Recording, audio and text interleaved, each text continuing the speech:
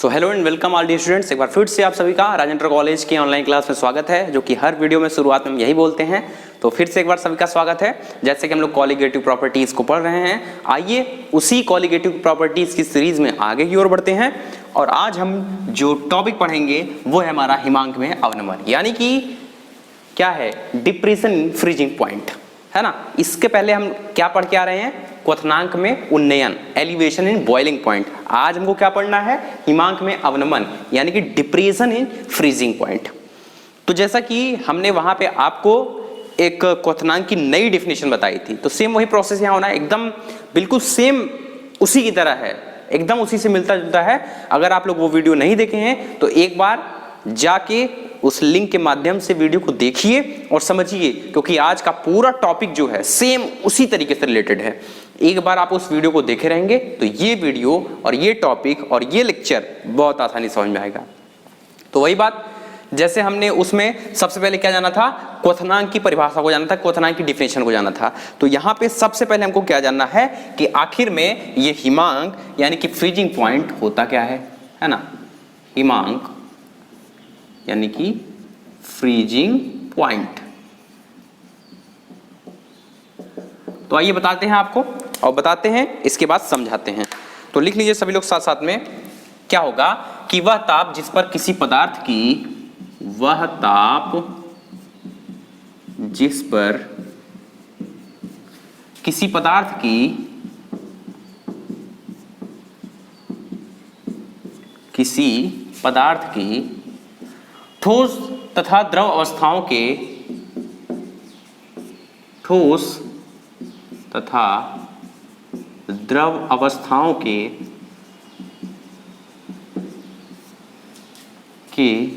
वाष्प दाब क्या होते हैं, समान होते हैं, बराबर होते हैं, बराबर होते हैं।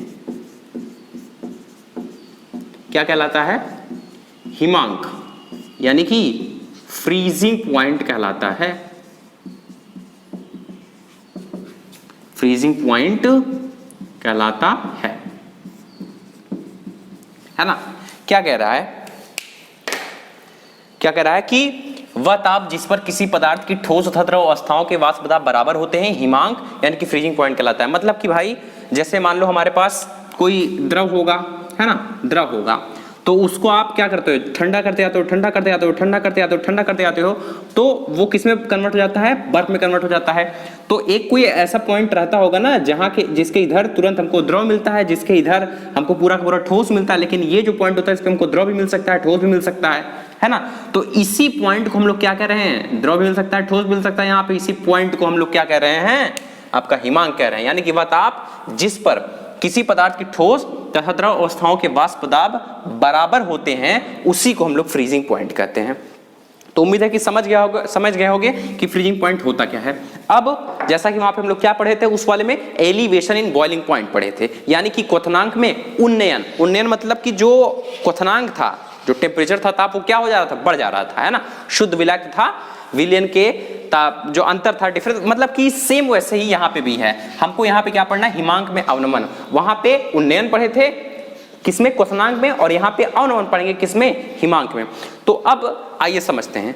सबसे पहले इसमें क्या होता है, एकदम ध्यान से एक एक लाइन सुनिएगा और एक एक वर्ड शब्द हमारा सुनिएगा तो समझ में आ जाएगा। होता क्या है, हमारे पास एक विलायक होता है ना, और उस विलायक में हम लोग क्या मिक्स करते हैं, एक अवाष्पशील विलेय मिक्स करते हैं। क्या होता है हमारे पास, शुद्ध विलायक होता है, शुद्ध विलायक होता है। अब इस शुद्ध विलायक में हम लोग अवाष्पशील विलेय मिक्स करते हैं, नॉन वोलेटाइल सॉल्यूट, अवाष्पशील विलेय, है ना।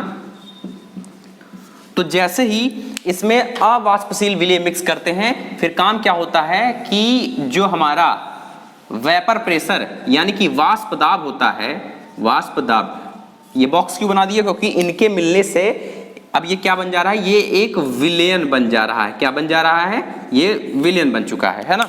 किसमें, शुद्ध विलायक में हमने अवाष्पशील विलेय मिला दिया, जिसके मिलने से अब ये पूरा का पूरा क्या बन गया है, ये एक विलयन बन गया है। और होता क्या है कि ये जो विलयन बना हुआ है ना, इसका वाष्प दाब कम होता है किसकी अपेक्षा में? शुद्ध विलायक की अपेक्षा में। यानी कि शुद्ध विलायक में, किसी शुद्ध विलायक में अवाष्पशील विलेय मिलाने पर उसकी वाष्प दाब में कमी आ जाती है। किसकी कमी? मतलब क्या कहना चाह रहे हैं? मतलब कि विलयन का वाष्प दाब कम हो जाता है किसकी अपेक्षा में? शुद्ध विलायक की अपेक्षा में। ये प्रीवियस क्लास में भी हम लोग पढ़ के आ रहे थे। अब होता क्या है समझाते हैं। जब इसके वाष्प दाब में कमी आ जाती है तो जो हमारा नया विलयन बना है ये कम ताप पर जमेगा, है ना। कम ताप पर जमने का मतलब कि इसके हिमांक में क्या आ जाएगी? हिमांक में कमी आ जाएगी। हिमांक में कमी आ जाएगी, ठीक है। किसके हिमांक में? जो विलयन बन गया है। तो अब शुद्ध विलायक का हिमांक कुछ रहा होगा और अब जो विलयन बन गया इसका हिमांक कुछ रहा होगा। तो इन दोनों के हिमांकों की इसी कमी को हम लोग हिमांक में अवनमन के नाम से जानते हैं। कुछ समझ में आया? नहीं आया? आगे फिर से देखते हैं। अब की बार हम लोग ग्राफिकली देखते हैं। ग्राफिकली देखेंगे तो बहुत अच्छी तरीके से समझ में आ जाएगा। देखते हैं हमने क्या काम किया। हम लोग वाष्प दाब और ताप यानी कि हिमांक के बीच में क्या बनाने चल रहे हैं? एक ग्राफ बनाने चल रहे हैं, एक ग्राफ प्लॉट करने चल रहे हैं। और एकदम उस बात को एकदम गौर से देखिएगा, पूरा समझ में आ जाएगा। सबसे पहले हम क्या करते हैं, जो शुद्ध विलायक है इसके परिप्रेक्ष्य में इसका ग्राफ प्लॉट करते हैं, यानी कि इसका कर्व प्लॉट करते हैं। तो ये कुछ इस तरीके से बनेगा, क्योंकि शुद्ध विलायक जो हमारे पास होगा उसको जैसे जैसे हम गर्म करते जाएंगे। मान लीजिए ये हमारे पास एक कंटेनर है और इसमें कोई शुद्ध विलायक या मान लीजिए जल भरा हुआ है। तो जैसे जैसे इसमें, अरे भाई राउल्ट के नियम पढ़ के आ रहे हो ना, जैसे जैसे इसमें क्या इसको हीट करते जाएंगे तो इसके वेपर बनेंगे और वेपर बनेंगे, इसको पैक किए रहो, वेपर बनेंगे। तो जैसे जैसे वेपर बनेंगे उतना ज्यादा वेपर प्रेशर बढ़ता जाएगा, उतना ज्यादा वेपर प्रेशर बढ़ता जाएगा। तो सेम वही बात है। क्या अब हम शुद्ध विलायक के लिए क्या करेंगे? वेपर प्रेशर का कर्व यहाँ पे प्लॉट करेंगे। तो मान लीजिए कि वेपर प्रेशर का कर्व जो है शुद्ध विलायक के लिए कुछ इस तरीके से होगा, है ना, कुछ इस तरीके से होगा। मान लीजिए ये किसके लिए है? शुद्ध विलायक के लिए है। ध्यान दीजिएगा, एकदम शुद्ध विलायक के लिए है, ठीक है। चलिए अच्छी बात है। अब ये शुद्ध विलायक का कर्व है। अब हमने क्या काम किया? सेकंड स्टेप हमने क्या काम किया था? पहला स्टेप हम लोग क्या काम किए कि शुद्ध विलायक के लिए, शुद्ध विलायक के वाष्प दाब के लिए एक कर्व प्लॉट कर लिए। अब हम क्या काम किए थे? इसी शुद्ध विलायक में हमने अवाष्पशील विलेय मिक्स कर दिया था। जैसे ही अवाष्पशील विलेय मिक्स किए, अब इसके वाष्प दाब में क्या आ जा रही है? कमी आ जा रही है, यानी कि वेपर प्रेशर क्या हो जा रहा है? कम हो जा रहा है। यानी कि अब की बार जो शुद्ध विलायक, अब जैसे ही शुद्ध विलायक में हमने विलेय मिलाया तो इसके वाष्प दाब में क्या आ जाएगी? कमी आ जाएगी, ठीक है, कमी आ जाएगी। तो इस तरीके से इसके वाष्प दाब में कमी आ गई, ठीक है। अब हम क्या करते हैं, ये जो द्रव, चूंकि ये भी शुद्ध विलायक भले है लेकिन है क्या? द्रव ही तो है। क्या है? द्रव ही तो है, ठीक है। अब ये क्या है? ये विलयन का ग्राफ हमने प्लॉट किया है। किसका ग्राफ? विलयन का ग्राफ हमने प्लॉट किया, और ये भी जलीय विलयन ही है ना, क्योंकि हमने इसी शुद्ध विलायक में किसी अवाष्पशील विलेय को मिक्स किया है। तो ये भी क्या है? जलीय विलयन ही है, ठीक है। अब हम क्या काम करते हैं, ये जो हमारा विलायक था इसके ठोसी अवस्था, है ना, सॉलिड स्टेट का ग्राफ प्लॉट करते हैं। तो ये किस तरीके से प्लॉट होगा? ये कुछ आपका इस तरीके से प्लॉट होगा, एकदम स्ट्रेट होता है ना, लीनियर, कुछ इस तरीके से प्लॉट होगा, ठीक है। अब देखिए हम आपको क्या बता के आ रहे हैं? क्वथनांक की डिफिनीशन बता के आ रहे हैं, वो सॉरी हिमांक की डिफिनीशन बता के आ रहे हैं। कह रहे हैं कि वह ताप जिस पर किसी पदार्थ की ठोस तथा द्रव अवस्थाओं के वाष्प दाब बराबर होते हैं उसी को हम लोग हिमांक यानी कि फ्रीजिंग पॉइंट कहते हैं। तो शुद्ध विलायक का हमारा जो कर्व है वो इस तरीके से है, विलयन का कर्व इस तरीके से है। तो क्वथनांक मिलेगा कहां? अरे भाई ये जो इसी कर्व को अगर आगे बढ़ाते जाएं तो ये जहां कट करेगा यही पॉइंट हमारा क्या होगा? यही पॉइंट क्या होगा हमारा? यही पॉइंट हमारा हिमांक होगा, है ना भाई। तो इसी पॉइंट पे तो दोनों के वाष्प दाब क्या है? बराबर हैं। देखो ध्यान से थोड़ा देखो, यही जो पॉइंट है हमारा, यही जो पॉइंट है हमारा, इसी पे दोनों के वाष्प दाब क्या है? इस ठोस के भी और इस विलायक के भी दोनों के वाष्प दाब क्या है? बराबर हैं। तो यही पॉइंट हमारा क्या होगा? हिमांक होगा, है ना। चलिए अच्छी बात है। अब हम क्या काम करते हैं, इस विलयन के लिए भी हम लोग देखते हैं कि इसका जो हिमांक होगा वो किस पॉइंट पे हमको मिलेगा। तो फिर से वही बात, हिमांक क्या होता है? तो वह ताप जिस पर किसी पदार्थ की ठोस तथा द्रव अवस्थाओं के वाष्प दाब बराबर होते हैं, हिमांक यानी कि फ्रीजिंग पॉइंट कहलाता है ना। तो अब इसका हिमांक हमको कहां मिलेगा? तो फिर से इस कर्व को आगे बढ़ाते जाइए, जहां पे कट कर देगा वही पॉइंट क्या होगा? इसका हिमांक होगा। तो इस विलयन के लिए हिमांक कितना, कहां पे, किस पॉइंट पे हो जाएगा? तो इस पॉइंट पे हो जाएगा, ठीक है, इस पॉइंट पे हो जाएगा। तो ऐसा मान लेते हैं कि जो शुद्ध विलायक हमारा उसका फ्रीजिंग पॉइंट जो होगा वो T0F होगा, और जो हमारा विलियन है, विलियन इसका जो हिमांक होगा उसको हम लोग TF मान ले रहे हैं, ठीक है, TF। अब आप लोग ध्यान से देखिए, एक एक चीज को गौर से देखिएगा। आप लोग ध्यान से देख रहे हैं कि जो हमारा विलियन है, सॉरी विलायक है, ये शुद्ध विलायक है ना, शुद्ध विलायक को हमने शुरुआत में ही बता दिया था कि एक अवाष्पशील विलेय को हमने विलायक में मिक्स किया था। तो जैसे हमने मिक्स किया तो उस शुद्ध विलायक का, जो शुद्ध विलायक का वाष्प दाब था, इसकी तुलना में विलयन के वाष्प दाब में कमी आ गई थी। तो देखो कमी आ गई थी, ठीक है। इसके बाद हमने कहा कि इसके फलस्वरूप जो विलयन होगा यह अब कम ताप पर जमेगा। कैसे, ये देखो, जो शुद्ध विलायक था इसके लिए क्वथनांक TF0 है, और जब हमने विलयन मिला दिया अवाष्पशील विलेय को मिक्स करके, तो इसका जो हिमांक है वो TF हो गया। आप खुद देख पा रहे हैं कि जो विलयन है अब की बार, हिमांक मतलब जम जाना, तो इसका मतलब कि अब की बार कम ताप पे ही जम जा रहा है ना भाई, डिक्रीज कर गया, डिक्रीज कर गया। इसका मतलब कि जो विलयन है ये कम ताप पर ही जम गया, लेकिन शुद्ध विलायक अधिक ताप पर जम रहा है। तो आप देख पा रहे हैं इनके बीच में क्या आ गई, शुद्ध विलायक की तुलना में विलयन के हिमांक में कमी आ गई है, जिसको हम लोग डेल्टा TF कर रहे हैं। और इसी कमी को शुद्ध विलायक तथा विलयन के हिमांकों में हुई इसी कमी को हम लोग क्या कहते हैं, हिमांक में अवनमन कहते हैं। क्या कहते हैं, हिमांक में अवनमन कहते हैं। तो यहां से हमको एक फार्मूला मिल जाएगा, क्या मिल जाएगा, हिमांक में अगर मान लीजिए कि जो शुद्ध विलायक है उसका हिमांक यदि हम TF0 मान लें, और जो हमारा विलयन है उसके हिमांक को यदि TF मान ले, तो हमारे पास, सॉरी ये TF है, डेल्टा TF नहीं, अच्छा हाँ ये तो डेल्टा TF ही है क्योंकि डिफरेंस है, ये TF है। तो जो हिमांक में अवनमन होगा यानी कि डेल्टा TF होगा, ये किसके इक्वल होगा, ये इक्वल होगा TF0, चूंकि ज्यादा में से कम को घटाया जाता है तो TF0 माइनस TF हो जाएगा, ठीक, TF0 माइनस TF हो जाएगा। तो यही हमारा क्या हुआ, हिमांक में अवनमन हो गया। तो समझ में आ गया होगा। एक बार फिर से रिवाइज कर दे रहे हैं, क्या था हमारे पास, एक हमारे पास शुद्ध विलायक था, हमने शुद्ध विलायक में क्या मिक्स किया, विलयन मिक्स किया, अवाष्पशील विलेय मिक्स किया। जैसा कि आप जानते हैं, जैसे ही अवाष्पशील विलेय किसी विलायक में हम लोग मिक्स करते हैं तो उसके वाष्प दाब में क्या हो जाती है, कमी हो जाती है। किसी पॉइंट पे देख लो भाई, किसी पॉइंट पे देख लिए होते, अगर इसी पॉइंट पे देख लो, इसी पॉइंट पे देखो, अच्छा दिखा दे रहे हैं एक बार, इसी पॉइंट पे देख लो, ये देखो, ये टेम्परेचर, इस वाले टेम्परेचर पे देखते हैं तो विलयन का वाष्प दाब कहाँ है, कुछ यहाँ पे है, यहाँ नीचे है, और शुद्ध विलायक का वाष्प दाब ऊपर है। देखो शुद्ध विलयन के वाष्प दाब में शुद्ध विलायक की तुलना में देखो नीचे है ना, नीचे है, तो कमी आ गई थी। तो वही बोले कि जैसे ही किसी शुद्ध विलायक में हम अवाष्पशील विलेय मिलाते हैं तो उसके वाष्प दाब में कमी आ जाती है, देखो नीचे हो गया था। अब इसके बाद क्या, इसके बाद हम क्वथनांक की डेफिनेशन, हिमांक की डेफिनेशन जान रहे थे। तो हिमांक की डेफिनेशन कहती है कि वह दाब जिस पर किसी पदार्थ की ठोस तथा द्रव अवस्थाओं के वाष्प दाब बराबर होते हैं हिमांक कहलाता है।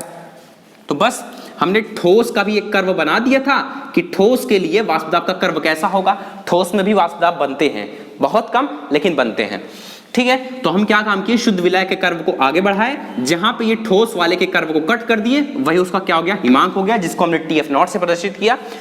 और विलयन के कर्व को हम आगे बढ़ाते चले गए, वो जहां पर ठोस वाले कर्व को कट कर दिया, वही उसका हिमांक हो गया। तो अब दोनों का जो डिफरेंस आया, इसी को हम लोग क्या कह दिए, हिमांक में अवनमन कह दिए। तो समझ में आ गया होगा, एक आध दो बार और वीडियो देख लेना तो याद भी हो जाएगा, है ना। आइए आगे बढ़ते हैं। अब आगे क्या, एक्सपेरिमेंट से, प्रयोगों से हमें यह पता चलता है, किससे, प्रयोगों से हमें पता चलता है कि जो डेल्टा TF होता है ना, डेल्टा TF है ना, ये प्रोपोर्शनल होता है किसके, मोलैलिटी के, मोललता के, है ना।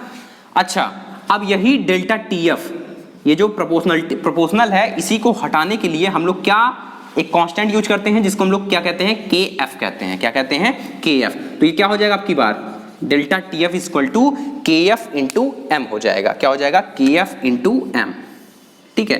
अब प्रीवियस क्लास में हमने M के बारे में चर्चा किया था कि M क्या होता है, तो और पढ़ के भी आप आ रहे हैं। तो क्या होता है, अवाष्पशील, यहां भी लिख दे रहे हैं, अवाष्पशील विलेय के मोलों की संख्या, है ना, बटे विलायक का भार, और ये भी किसमें, विलायक का भार, और ये भी किसमें, किग्रा यानी कि केजी में।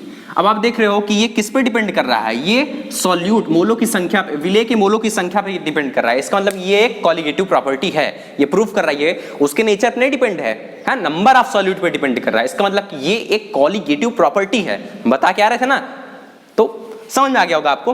तो आप जैसा कि देख रहे हैं कि डेल्टा टीएफ का एक नया फार्मूला, एक फार्मूला ये हमको मिला delta TF equal to TF not minus TF, और सेकंड फार्मूला हमको मिल रहा है कि delta TF equal to KF cross M मिल रहा है। अच्छा, ये केएफ क्या है, ये फिर से वही बात, वहां पे क्या था, वहां पे के भी था, तो यहाँ केएफ हो गया है। तो केएफ क्या है हमारा, ये अवनमन है ना, तो ये हो जाएगा मोलल अवनमन स्थिरांक, मोलल अवनमन स्थिरांक, या इसको हम लोग क्रायोस्कोपिक स्थिरांक भी कहते हैं। क्या कहते हैं, क्रायोस्कोपिक स्थिरांक।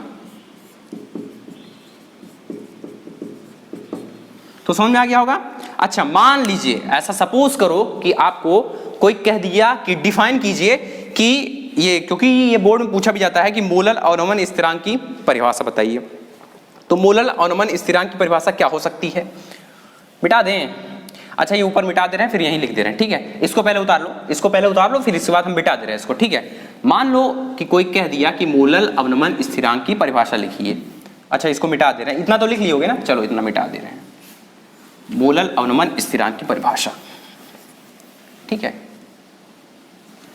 देखो, अभी तक हम दो फार्मूला प्राप्त कर चुके थे, क्या, एक delta TF equal to TF not minus TF, ये हमको मिल गया था, और एक क्या मिल गया था, delta T F equal to K F cross M, ठीक। ये दो फार्मूले हमको मिल गए थे, ठीक। मान लो ऐसा कोई कह देता है कि मोलल अवनमन स्थिरांक की परिभाषा लिखिए, तो हेडिंग डाल लीजिए, मोलल अवनमन स्थिरांक,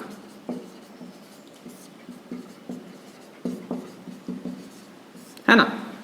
तो ये क्या होगा, ये कुछ नहीं होगा, एक किग्रा विलायक में कैसे जाने, देखो डिफिनेशन बनाया करो, खुद से बनाया करो।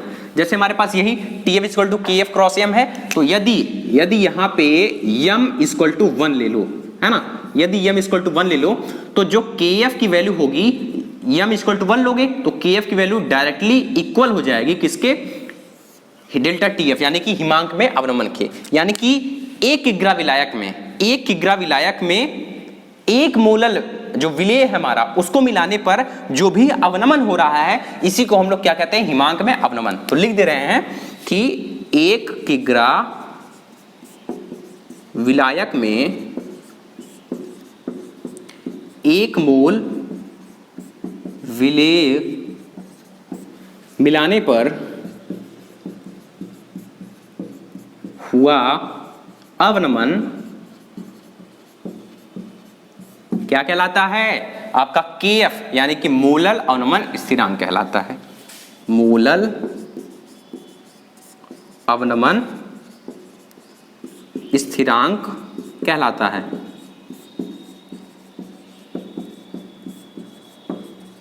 ठीक है, समझ में आ गया होगा। अच्छा, ऐसा मान लो कि कोई हमसे कह दिया कि इसकी यूनिट भी बताइए, मोलल अवनमन स्थिरांक की यूनिट बताइए, तो कैसे होगा, तो यहां कुछ ऐसा लिख दे रहे हैं क्योंकि जगह थोड़ा कम है। तो मोलल अवनमन स्थिरांक की यूनिट क्या हो जाएगी, तो जैसा कि आप देख रहे हैं delta T F equal to K F into M है, तो अगर हम यहाँ से के एफ की वैल्यू निकालना चाहें तो क्या हो जाएगा, डेल्टा टी एफ अपान एम हो जाएगा, है ना। डेल्टा टी एफ का जो मात्रा होगा वो केल्विन होगा, अपान ये एम मोलैलिटी का मात्रा क्या हो जाएगा, आपका मोल पर केजी हो जाएगा, है ना। तो ये क्या हो जाएगा, केल्विन इंटू किग्रा पर मोल हो जाएगा। तो ये किसका मात्रक हो जाएगा, आपका मोलल अवनमन स्थिरांक का मात्रक हो जाएगा। तो उम्मीद है कि पूरा का पूरा लेक्चर आपको बेहतरीन तरीके से समझ आया होगा। आइए अब सीधे हम आगे चलते हैं और आगे चलते हैं इसके न्यूमेरिकल पार्ट्स को देखते हैं। कह रहा है कि 45 ग्राम एथिलीन ग्लाइकोल यानी कि C2H6O2 को 600 ग्राम जल में मिलाया गया, तो विलयन के हिमांक में अवनमन और हिमांक की गणना कीजिए। ठीक है, तो ये बोल रहा है, तो हिमांक में अवनमन की गणना करने को बोला है। तो हिमांक में अवनमन का फार्मूला क्या जानते हैं, डेल्टा टीएफ इक्वल टू जानते हो केएफ इंटू मोलैलिटी, है ना।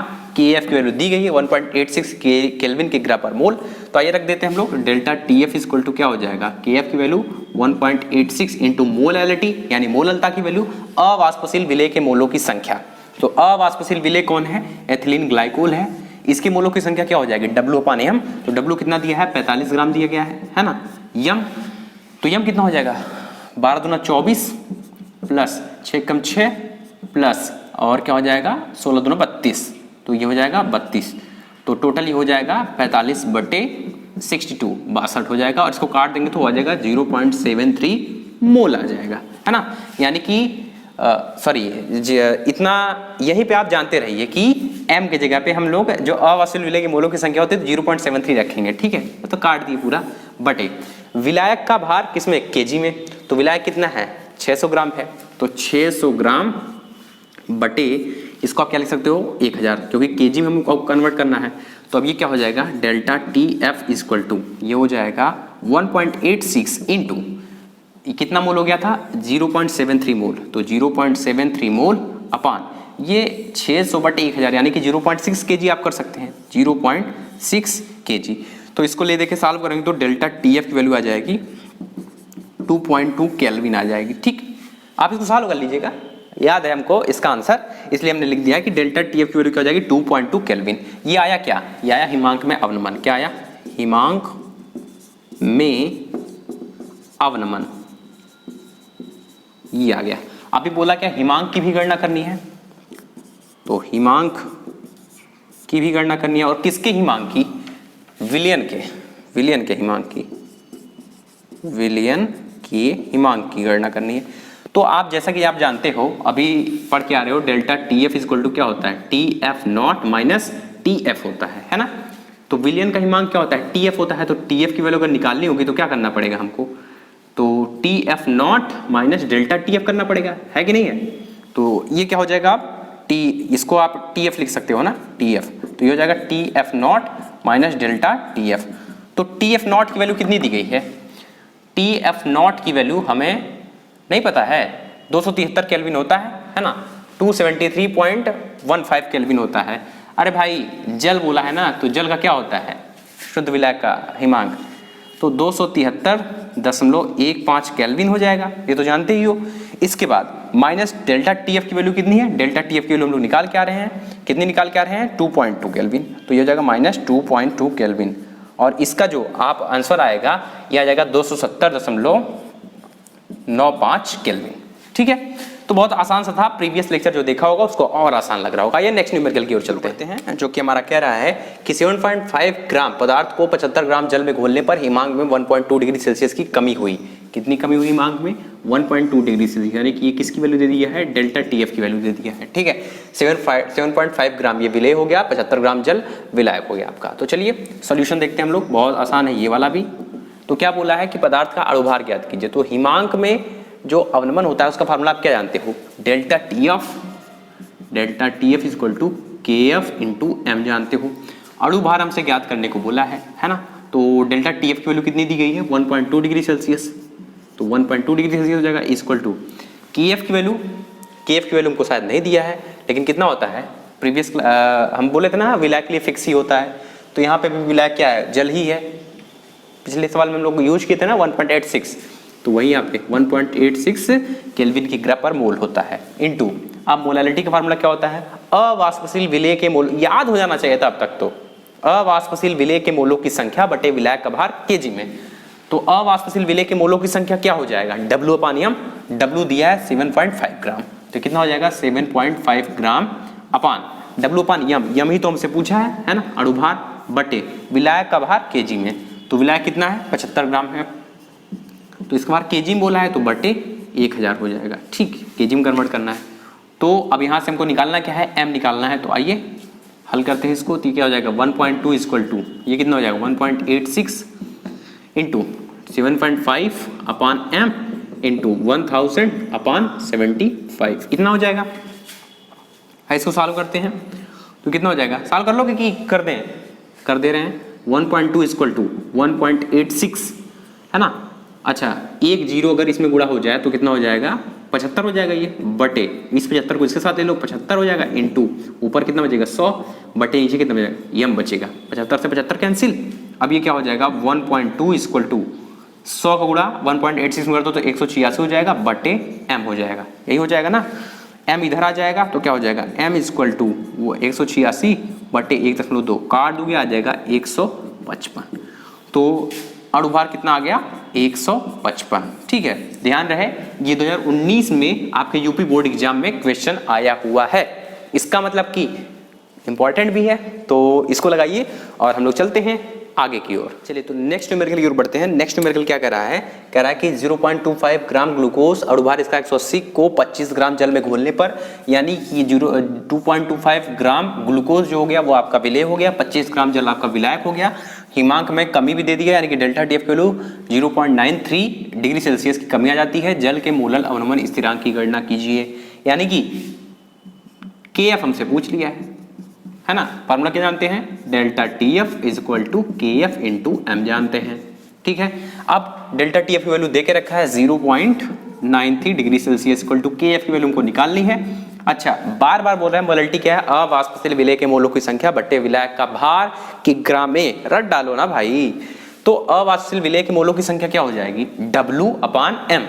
W कितना है 2.25 ग्राम, सॉरी इंटू यहाँ होगा 2.25 ग्राम अपान M की वैल्यू 180 दिया गया है। अब बटे विलायक का भार केजी में तो 25 ग्राम दिया गया है, केजी में करने के लिए 1000 से हमको क्या कर देना पड़ेगा, भाग दे देना पड़ेगा। ठीक, अच्छा अभी इसको अगर हम फर्दर सॉल्व करेंगे तो क्या हो जाएगा 0.93 equal to KF into 2.25 upon 180 into 1000 upon 25। तो 0 से 0 कैंसिल हो गया, 25 चौका 100, 2 दूना 4, 2 9 18। तो अगर इसको हम मल्टीप्लाई करेंगे तो 0.93 इक्वल टू KF इंटू, तो कितना हो जाएगा, तो ऐसे लिख ले रहे हैं इंटू 2.25 इंटू 2 अपान 9। देखो पूरा जब सॉल्व कर दोगे, इसको फर्दर सॉल्व कर लोगे तो जो KF की वैल्यू आ जाएगी, KF की वैल्यू आपकी आ जाएगी। अब जान रहे हो कि क्वेश्चन में ही देख रहा है, मिल रहा है कि जल है, तो जल का तो याद हो गया होगा, आएगा भी वही, इसको आप लोग सॉल्व कर लेना, आएगा वही 1.86 केल्विन की ग्राम पर मोल। कैलकुलेशन तो आता होगा ना भाई। चलो ये न्यूमेरिकल भी हो गया।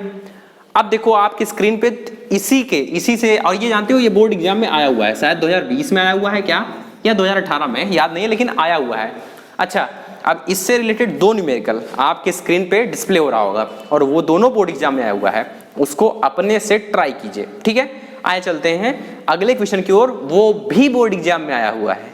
चलिए, तो न्यूमेरिकल कहता है कि गन्ने की शक्कर, सॉल्यूशन देखेंगे इसका हम लोग, क्या कि गन्ने की शक्कर जिसका C12H2211 दिया है का जल में बना 5% भारानुसार विलयन का हिमांक 271 केल्विन है, यानी कि गन्ने के शक्कर वाला विलयन है उसका हिमांक 271 केल्विन है, और ग्लूकोज वाला विलयन ये भी 5% विलयन है के हिमांक की गणना करनी है। शुद्ध जल का हिमांक हमको 273 केल्विन दे दिया है।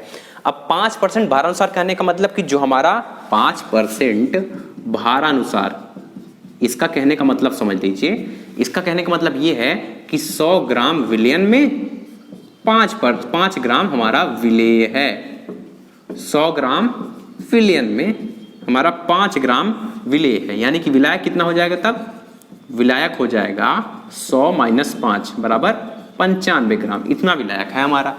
ठीक, तो इसको हम लोग दो पार्ट में करेंगे। कैसे कैसे, एक बार गन्ने की शक्कर के लिए वो फार्मूला यूज करेंगे डेल्टा TF वाला, एक बार ग्लूकोज के लिए।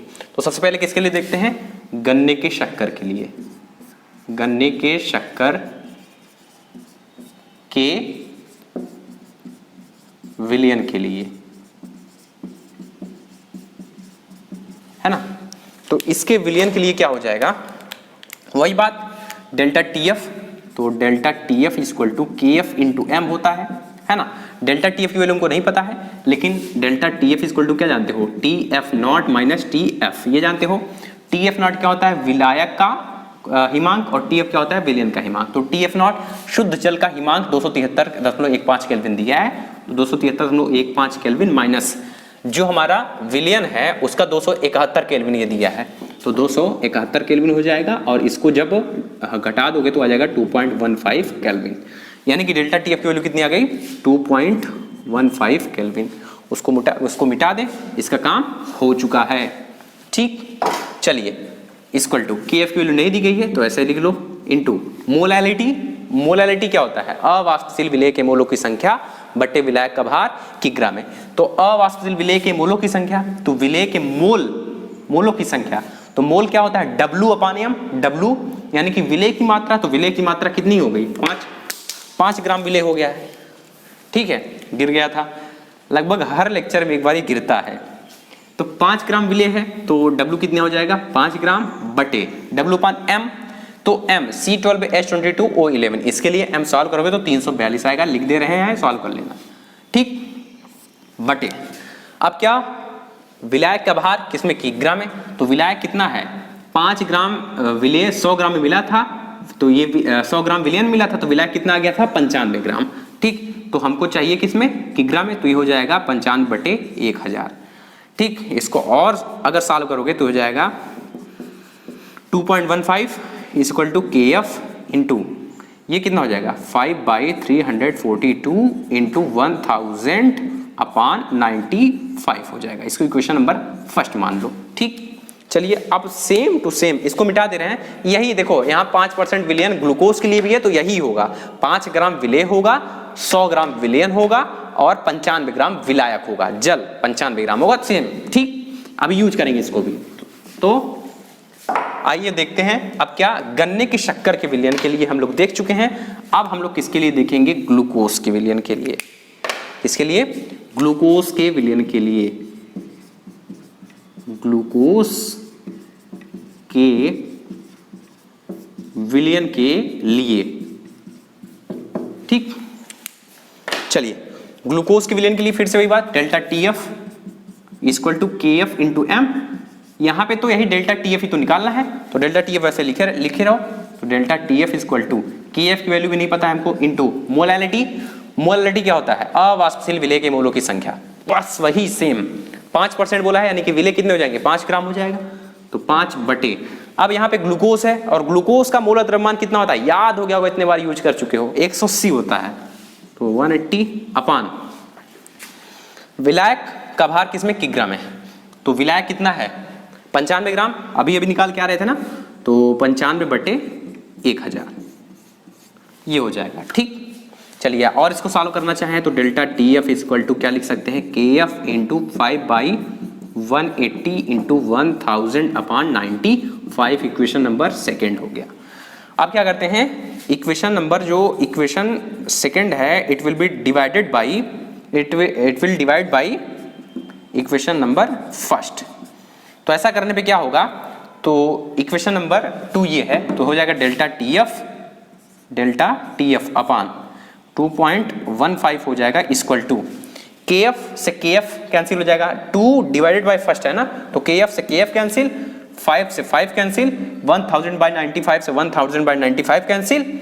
इसके बाद क्या हो जाएगा 180 बाई 1 अपान 180 अपान 1 अपान 342, तो ये हो जाएगा 342 अपान 180 हो जाएगा।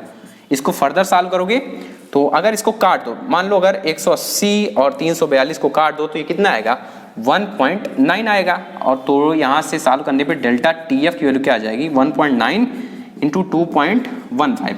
अगर इसको फर्दर सॉल्व करना चाहो तो ये अगर गुणा कर दोगे तो ये आएगा 4.085 केल्विन।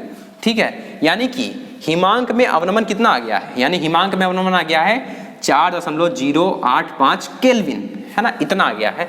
लेकिन हमसे पूछा है ग्लूकोज के जल में बने 5% विलयन का हिमांक, तो यानी कि ग्लूकोज के विलयन का हिमांक, तो ये कितना हो जाएगा, तो हो जाएगा ग्लूकोज के विलयन का हिमांक, तो ये कितना हो जाएगा, तो ग्लूकोज के विलयन, देखो भाई डेल्टा TF इक्वल टू क्या होता है, TF नॉट माइनस TF, है ना, ये किसका है, विलयन का हिमांक है। ठीक है, किसका है, विलयन का। तो अगर विलयन के हिमांक के लिए फार्मूला चाहिए तो क्या हो जाएगा, ये TF नॉट, ये उधर जाएगा, ये इधर आया TF हो गया, ये उधर जाएगा माइनस हो जाएगा, तो TF डेल्टा TF, हाँ, यानी कि जो विलायक का हिमांक होगा उसमें से हम लोग क्या, जो हिमांक में अवनमन था उसको घटा देंगे तो विलयन का हिमांक आ जाएगा। तो विलायक का कितना है 273.15 केल्विन माइनस हिमांक में अवनमन कितना आया है 4.085। इसको हल कर दोगे तो आ जाएगा 269.071, इतना आ जाएगा, 07 तक मान लो, 07 तक मान लो। ठीक है, इतना केल्विन आ जाएगा, किसका आ जाएगा, ग्लूकोज के विलयन का हिमांक। तो ये क्वेश्चन मोस्ट इंपॉर्टेंट है, इसको कम से कम 2 बार आप लोग अपने से लगाइएगा, ठीक है। तो अब जैसे मान लो, अब थोड़ा सा और आगे बढ़ते हैं, तो देखिए अब हम लोग important relation related with depression in freezing point देखते हैं। तो फिर से उसी तरह अगर केएफ की वैल्यू नहीं दी गई तो कैसे निकालेंगे, KF is equal to m into R T F not square upon del H गलन फ्यूजन इंटू 1000, जहाँ केएफ क्या है, मोलल अवनमन स्थिरांक है, m क्या है, विलायक का भार है, ध्यान दीजिएगा शायद बुक में विलेय दिया हुआ है, r क्या है, गैस स्थिरांक है जो कि आप जानते हैं, डेल एच अगर जूल में होगा तो 8.314 जूल पर मोल केल्विन, और अगर कैलोरी में होगा तो 2 कैलोरी पर मोल केल्विन, ठीक। टीएफ नॉट की वैल्यू, टीएफ नॉट क्या है, शुद्ध विलायक का हिमांक है, और डेल्टा एच गलन यानी कि गलन की मोलर उष्मा है, यानी कि 1 मोल के लिए, ठीक। और डेल एच गलन ये क्या है, इसकी वैल्यू हम बताए भी थे, वहाँ एल वी हम लोग रखे थे, एल एफ इंटू एम हो जाएगा।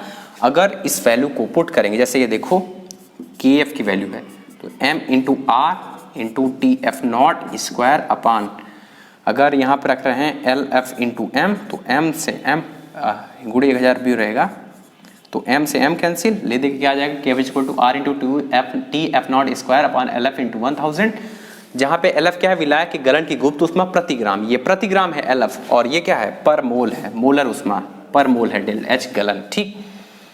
अच्छा, अब के एफ की वैल्यू को ऐसे भी लिख सकते हैं, अगर हम लोग आर की वैल्यू कौन सी ले लें, क्या 2 कैलोरी पर मोल केल्विन ले लें, तो क्या हो जाएगा, K F equal to 2 into 2 T F not square upon L F into 1000, या अब 2 अपॉन 1000 क्या लिख सकते हैं, 0.02 into T F not square upon L F, ठीक।